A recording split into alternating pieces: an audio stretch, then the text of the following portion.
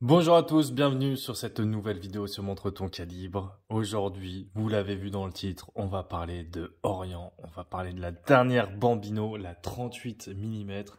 Je vous fais grâce de ce manuel d'utilisation.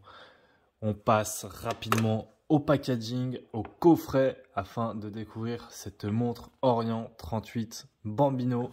Donc uniquement le logo ici au recto. Boîtier rigide, hop, on l'ouvre. Voici donc petit logo Orient. La montre est bien protégée. On passe à ce qui nous intéresse. On la récupère et on va pouvoir, tiens, on va récupérer ça également pour avoir la référence. Et on va pouvoir étudier cette montre plus en détail. Alors pour la référence exacte, c'est la référence RAAC0M01S10B. Comme d'habitude, je vous mets le lien en description si vous voulez avoir plus d'informations ou si vous voulez acheter la montre. Hein, ça permet de soutenir la chaîne, de passer par notre lien. Donc merci à vous si vous le faites. Et du coup, cette Orient Bambino, c'est pour moi... Orient Bambino, de toute façon, c'est un des meilleurs rapports qualité-prix en dress watch pas cher. C'est une montre que je recommande vraiment très régulièrement. Il y a eu plein de versions et de générations d'ailleurs de la Bambino.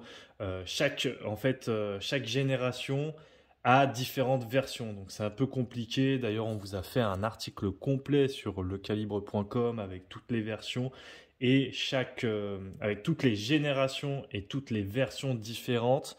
Donc il y a la V1, la V2, la V3, la V4, la V5, il y a la SS pour Small Seconde, il y a la Open Earth pour cœur ouvert. Et maintenant, nous avons la 38 mm. Donc, je vous mettrai le lien en description hein, si vous voulez aller voir l'article du calibre. Et pour cette 38 mm, moi, je suis assez content parce que je l'attendais, la 38. Il faut savoir que les anciennes Bambino avaient une taille habituelle de 40,5 mm de diamètre. Donc sur du 38, je vais vous la passer au poignet pour vous donner un aperçu. Sur du 38, on est vraiment, on est bien quoi. Sur du 38, ça fait vraiment une bonne différence et ça permet d'avoir une dress watch très sympa pour les plus petits poignets comme le mien ou comme pourquoi pas toucher un public un petit peu plus féminin. Parce que franchement, cette montre, moi je la vois au poignet d'une nana, je me dis, super montre, ça en jette quoi, ça fait vraiment montre mixte. Donc vous voyez là d'ailleurs, le vert, il est vraiment très bien bombé, ça donne un effet très sympa. Alors, vous allez peut-être dire que je vais un peu loin, mais ça donne limite un effet un peu, vous savez, Omega Paipan. Hein. Voilà, je sais pas. Forcément, je prends un exemple pour vous donner, pour vous montrer un peu ce que je veux dire, mais ça vient un peu s'apaiser un peu sur les côtés, je trouve ça très sympa. Et pour une dress watch comme ça, je la trouve vraiment bien finie. On va venir l'étudier un petit peu plus en détail, mais d'ailleurs, avant de l'enlever, est-ce que, je vais arrêter de parler, est-ce que vous entendez le bruit du cuir ? Donc ça, c'est déjà un premier aspect un peu négatif, c'est que le cuir fait vraiment beaucoup de bruit. Je pensais qu'il allait s'atténuer avec le temps, et je m'étais dit, bon, le cuir est neuf, ça va venir s'atténuer un petit peu, mais malheureusement, jusqu'à présent, ça doit faire une semaine, 10 jours que je porte la montre. Peut-être que ça fait un petit peu moins de bruit, mais c'est pas encore ça, donc niveau cuir, je suis pas vraiment fan, et... D'ailleurs, on peut vous montrer un peu mieux le bracelet. Donc, c'est du cuir de veau avec cette finition un petit peu croco. Ça fait un peu plastoc quand même. Je suis pas... Ouais. Faudra voir dans le temps si en s'assouplissant encore plus, si ça fait moins de bruit. Mais jusqu'à présent, là, je suis pas convaincu. Petit logo quand même sur la boucle Ardillon. Petit logo Orient. Voici. Petite mention stainless steel, il me semble, de l'autre côté. Voilà. On a ici la référence du bracelet, on a ici donc la mention Orient et pour l'information on a 20 mm d'entrecorne, donc on va pouvoir changer le bracelet, on aura pléthore de choix pour cette montre, donc c'est pas un problème. Petite précision, les cornes ne sont pas percées, Mais moi, je trouve ça mieux sur une dress watch. Franchement, ça ferait pas de sens de percer les cornes. Moi, j'ai pas vraiment d'avis hein, si je préfère les cornes percées ou si je préfère les cornes pas percées. Pour moi, c'est vraiment du cas par cas. Et ici, je trouve que sur ce genre de dress watch, il vaut mieux ne pas percer les cornes.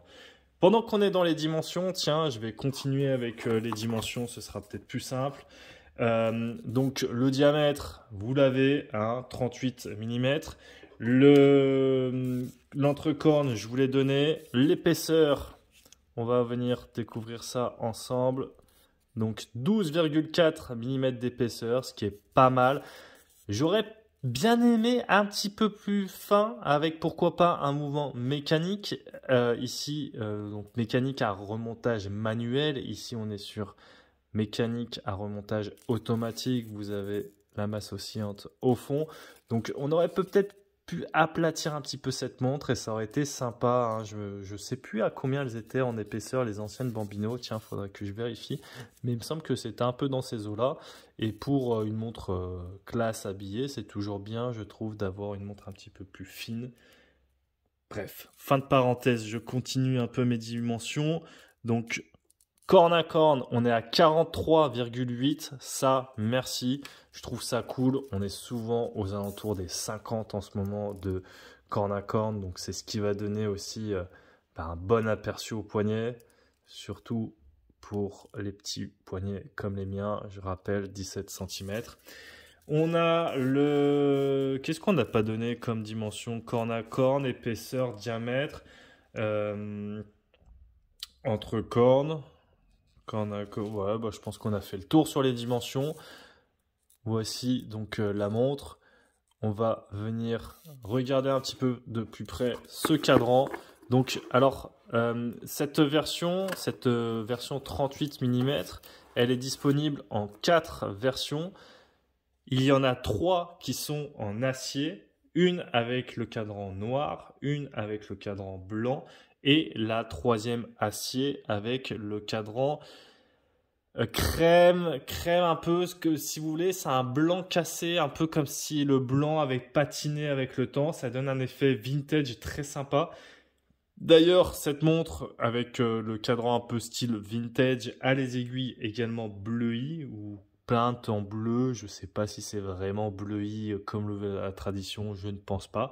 Mais j'ai hésité un peu entre les deux, entre le cadran un petit peu vintage et le boîtier doré. Donc celle-ci, mais je trouvais que celle-ci avec ce boîtier plaqué or était peut-être plus sympa.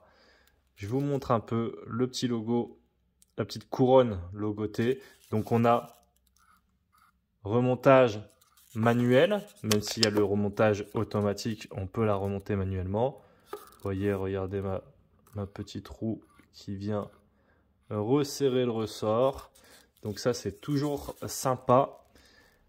Au niveau du cadran, du coup, j'étais en train de partir là-dessus. On a le logo Orient à midi. On a la mention Water Resist à 18 h.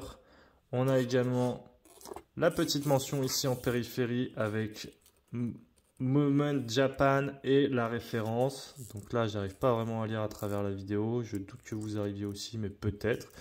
On peut voir également les index appliqués avec ces effets miroirs polis qui sont vraiment très sympas. D'ailleurs, j'en profite du zoom là pour vous montrer. Vous voyez, il y a quand même un petit effet là sur le cadran, un effet légèrement brossé là vers le centre qui vient donner un... Je ne sais pas comment expliquer, mais ça vient catcher le regard. C'est très sympa. Logo Orient ici, mention automatique, aiguille Dauphine.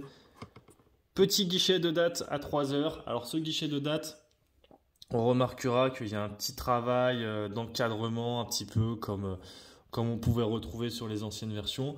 Moi j'aurais bien aimé que le cadre, qu'ils le mettent couleur or, couleur du boîtier, couleur dorée. Ça aurait été, je pense que ça aurait pu être sympa, ça aurait pu peut-être mieux faire ressortir la date.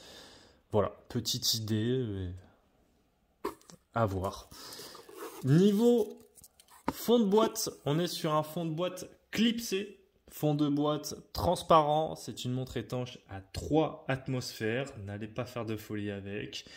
Donc, le calibre, c'est un calibre f67-24, 21 600 alternances par heure, soit 3 Hz.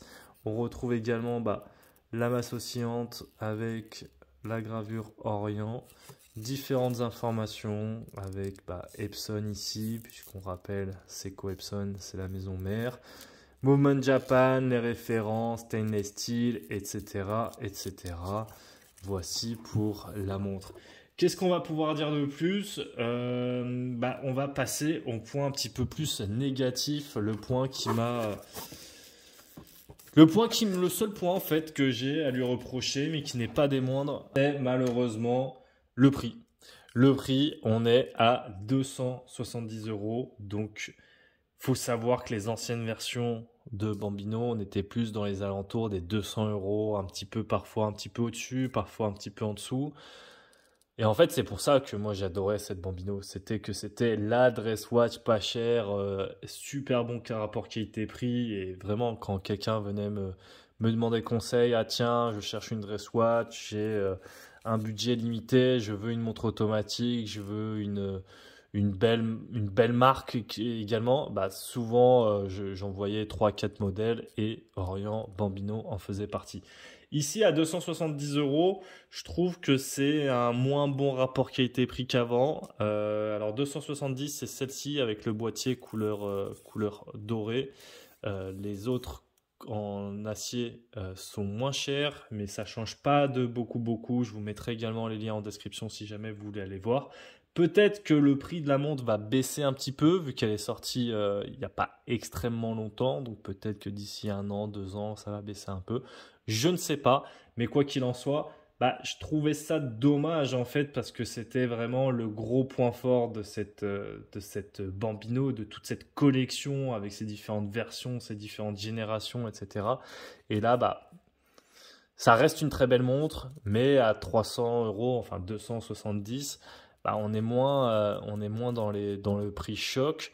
Surtout que il y a quelques autres marques en ce moment, comme par exemple Citizen qui arrive, qui fait des prix très agressifs. Seiko, lui, commence à augmenter un petit peu ses prix petit à petit. Donc, ouais, j'aurais bien aimé que Orient garde ce positionnement aux alentours de 200 €. Quoi qu'il en soit, j'espère que cette montre vous plaira. Je vous rappelle que les liens sont en description. N'hésitez pas à nous envoyer la présentation de votre montre. Je vous dis à la prochaine sur Montre ton calibre. Ciao.